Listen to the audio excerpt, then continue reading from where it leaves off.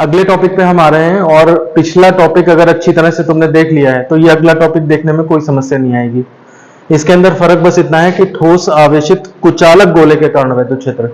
मैंने पहले ही बताया है कि अगर हमारे पास कुचालक गोला है और उसको हम चार्ज देते हैं तो वो चार्ज फिर पूरा यूनिफॉर्मली अंदर अंदर तक डिस्ट्रीब्यूट हो जाएगा। इस हिसाब से जो फर्क पड़ना है वो पड़ेगा, बाकी आर्टिकल पिछले जैसा है। ठीक, तो सबसे पहले हम इसमें देखेंगे कि वॉल्यूम पे डिस्ट्रीब्यूशन हो रहा है चार्ज का, तो इसके अंदर रो निकाला जाएगा, यानी कि वॉल्यूम चार्ज डेंसिटी निकाली जाएगी। तो क्यू अपॉन और सारे वॉल्यूम पे डिस्ट्रीब्यूट हो रहा है। वॉल्यूम कितना होगा यहाँ पे 4/3 पाई कैपिटल आर क्यूब, जो गोले का आयतन होता है।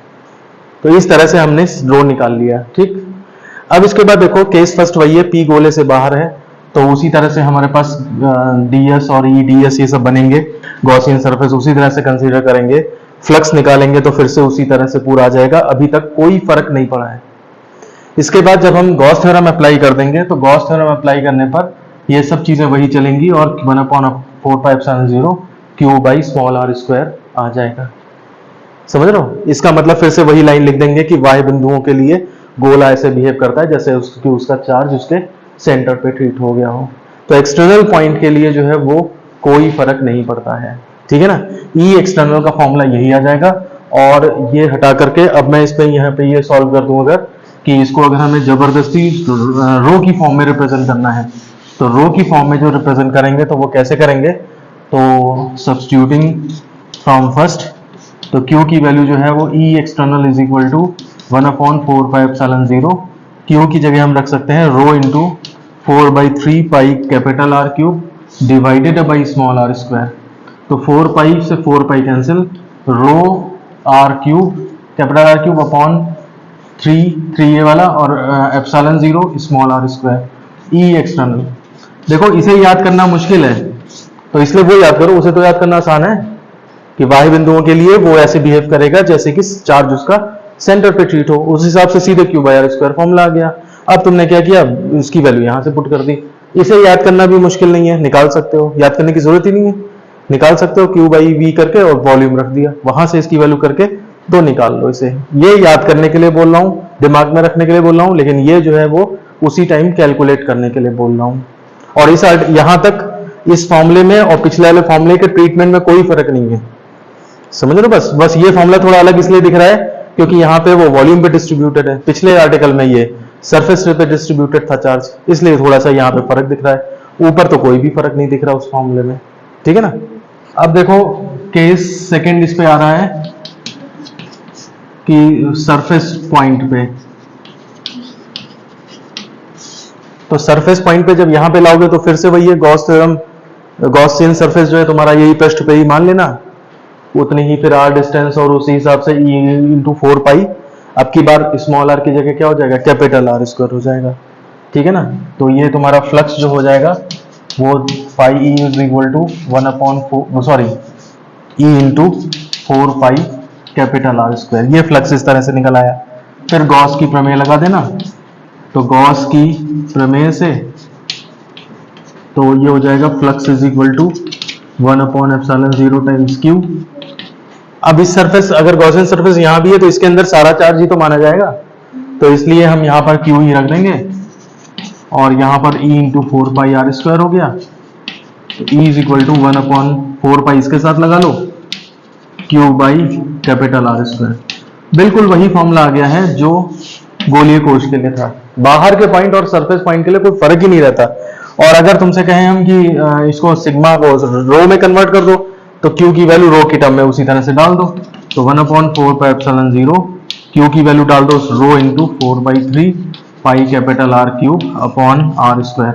ये काम तभी करना चाहिए जब मजबूरी पड़ जाए। समझ रहे हो? कुछ ने कह दिया क्वेश्चन में कि इसकी फॉर्म में निकालिए, या कोई ऑप्शनल क्वेश्चन ऐसा आ गया कि यहां तक ले जाने की बात कर रहा है, तभी पता लग पाएगा, तब जाके यहां तक जाना चाहिए। अब हमें तो बताना ही है डेरिवेशन में, नहीं तो अगर उस तरह से आ जाएगा तो तुम कहोगे ये पता नहीं कहां से आ गया। तो इसलिए 4 पाई यहां से कैंसिल हो गया और ये तुम्हारा कितना हो जाएगा इसमें। अच्छा देखो ये गलत हो गया ना, यहाँ पे कैपिटल आर स्क्वायर होना चाहिए था, नोट करने में गड़बड़ी हो गई। आर स्क्वायर से ये कैंसिल हो गया तो ये हो जाएगा रो आर अपॉन 3 एप्सिलॉन 0, बस इतना ही बना। तो ई सरफेस तुम्हारा जो है वो इतना बन जाता है जाकर के। अब देखो इसमें केस थर्ड आता है इंटरनल पॉइंट्स पे। ये जो है वो थोड़ा सा कहने का मतलब है दिमाग लगेगा इसमें, और यहां पर तुम्हें वो ध्यान आ जाना चाहिए जब पढ़ते हैं हम लोग गुरुत्वीय त्वरण के परिवर्तन को पढ़ते हैं, और जब पृथ्वी तल के अंदर जाने लगते हैं तो वो कंसेप्ट आता है कि जितनी पृथ्वी अंदर बची है वही अट्रैक्शन लगाएगी। कुछ उस तरह के कंसेप्ट यहाँ पे आते हैं, तो इसलिए इसे हम थोड़ा सा डिटेल में देखेंगे। केस थर्ड, आंतरिक बिंदु पर, या फिर ऐसे कह सकते हो कि जब हमारा पॉइंट पी जो है वो स्मॉल आर से, मतलब ये सरफेस से अंदर है, गोले के अंदर है। तो इस सिचुएशन में देखो यहाँ पे जैसे ये हमारे पास गोला है ओ, कैपिटल आर त्रिज्या है और पी पॉइंट अंदर है, इसकी दूरी स्मॉल आर है, तो हम गॉसियन सरफेस इतनी ही कंसिडर करेंगे केवल। समझ रहे हो बात को?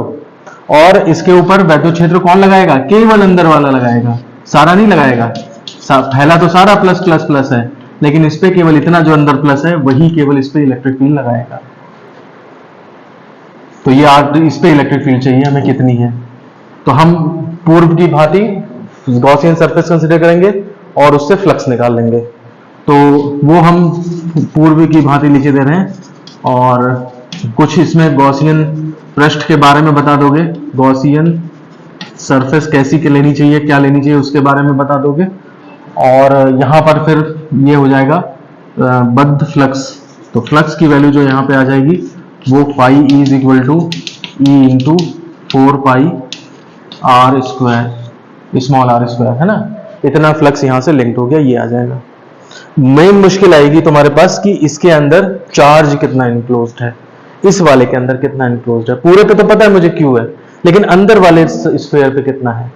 तो इसके लिए देखो क्या करेंगे हम, गॉसियन पृष्ठ से बद्ध आवेश, या उसके अंदर कितना आवेश है, बद्ध न लिखने के अंदर लिख लो, के अंदर आवेश कितना है। तो तुम इसके लिए देखो रो का यूज करोगे। घनत्व तो क्या होता है, घनत्व तो यही बताता है कि एकांक आयतन में कितना आवेश है। तो अगर एकांक आयतन में आवेश मालूम है तो इतने सारे आयतन में कितना हो जाएगा, समझ रहे हो। तो ये हो जाएगा Q is equal to rho into, और कितना आयतन है ये 4/3 पाई स्मॉल आर क्यूब। इतना चार्ज गॉसियन सरफेस के अंदर है, समझ रहे हो बात को। जैसे केवल रो है पूरे घनत्व, तो पूरे वॉल्यूम से मल्टीप्लाई कर दो, रो में पूरे वॉल्यूम से मल्टीप्लाई कर दो, पूरा आवेश आ जाएगा। रो में हमने क्या किया, केवल इतने गॉसियन सरफेस के अंदर जितना वॉल्यूम है उससे मल्टीप्लाई कर दिया, तो हमारे पास अंदर का चार्ज आ जाएगा। चाहो तो क्यू से कंफ्यूजन हो रहा है, वहां पे क्यू है तो यहाँ क्यू डैश कर लो, चाहे अगर कंफ्यूजन हो रहा है कि क्यू दोनों सेम है। ये वाला डिफरेंट है, जितना अंदर चार्ज है उसकी वैल्यू है। तो अब हम यहाँ पे लगा देते हैं गॉस की प्रमेय से। तो गॉस की प्रमेय से कितना हो जाएगा, phi E is equal to 1/ε0 times Q dash, यहाँ पे वैल्यू रख लो, तो ये इसकी वैल्यू हो जाएगी E into 4 pi are square, और is equal to 1/ε0 times Q, Q का मतलब हो जाएगा rho into 4/3 pi small are cube. और ये इतना, यहाँ से 4 पाई कैंसिल हो गया, और ये तुम्हारे पास आ जाएगा E is equal to 1 r कहाँ से कैंसिल होगा, एक बचेगा ना, और अपॉन ये कितना हो जाएगा 3/ε0 आर स्क्वायर। यहाँ से एक आर दो आर कट जाएंगे, और रो आर अपॉन 3/ε0। ये तुम्हारा ई इंटरनल का फॉर्मूला बनता है जाकर के, ठीक है ना। इसमें जो है स्मॉल आर के डायरेक्टली प्रोपोर्शनल है, यानी कि जैसे जैसे आर बदलेगा उस हिसाब से हमारा इंटरनल पे फर्क पड़ेगा जाकर के। और अगर केंद्र पे अंदर पहुंचते पहुंचते अगर हम केंद्र पे चले जाएं, केंद्र पर, तो केंद्र पर ये स्मॉल आर क्या हो जाएगा 0, तो आर 0 डाल दो तो इंटरनल क्या हो जाएगा ई सेंटर, ये तुम्हारा 0 हो जाएगा। तो नॉन कंडक्टिंग स्फीयर है, उसके अंदर भी इलेक्ट्रिक फील्ड रहती है, बस केवल सेंटर पे जाके तब 0 होती है, ठीक है। अब देखो ठोस आवेशित कुचालक गोले की वजह से ग्राफ कैसे बनेगा, तो देखो इसके लिए वही तरीका है। पहले हमने गोला बना दिया, इसमें चार्ज है, इसका सेंटर हो गया, ये रेडियस हो गई। अब इसी के करस्पॉन्डिंग इधर ग्राफ खींचते हैं। ये point R is equal to capital R, ये पॉइंट भी R is equal to capital R, इधर एक्सटर्नल पॉइंट्स, अंदर इंटरनल पॉइंट्स, ये सेंटर हो गया। इधर हमने जो है वैद्युत क्षेत्र ड्रॉ करा, और इधर हमने दूरी ड्रॉ करी है। अब देखो सरफेस या अंदर देख लो, अंदर क्या है, स्मॉल आर के डायरेक्टली प्रोपोर्शनल है, और सेंटर पे क्या है 0। तो 0 से स्टार्ट होगा और आर के सरल रेखा इस तरह से जाएगी, y is equal to m x plus c. Single power जब है तो ये रेखा के समीकरण को रिप्रेजेंट करेगा। सरफेस पे आते आते ये वैल्यू कितनी ले लेगा, सरफेस के लिए अभी निकाला था, ध्यान दे देना, वही था 1/4πε0 Q by capital R square. तो ये सरफेस पे इतनी वैल्यू ले लेगा, ये तुम्हारी जो है वो 1/4πε0 Q by capital R square. और फिर उसके बाद जब बाहर जाओगे तो 1/r स्क्वायर के हिसाब से ये कम होने लगेगा। सेम ऐसे यहां भी होगा और इस तरह से बाहर जाने लगेगा। तो नॉन कंडक्टिंग स्फीयर जो है उसके ग्राफ में क्या होता है, बाहर वही रहता है, सरफेस में वही है, बस अंदर जो है वो बिल्कुल कुआं जैसा बन जाता था उसमें, तो जो गोलीय कोश था, इसमें क्या होता है कुआं नहीं बनता, बल्कि धीरे ये इस तरह लाइन के हिसाब से कम होते होते और तब केवल सेंटर पे 0 होती है, बाकी सब जगह जो है वो रहती है। ठीक है ना। तो इस तरह से ये कुचालक गोले वाला भी आर्टिकल जो है कंप्लीट हो जाता है। ये कॉम्प्लिकेटेड है थोड़ा पिछले वाले से, अब बुक्स में शॉर्ट करना है तो वो घाल मिल करके मिला जुला के वही दे देते हैं, ठीक है ना।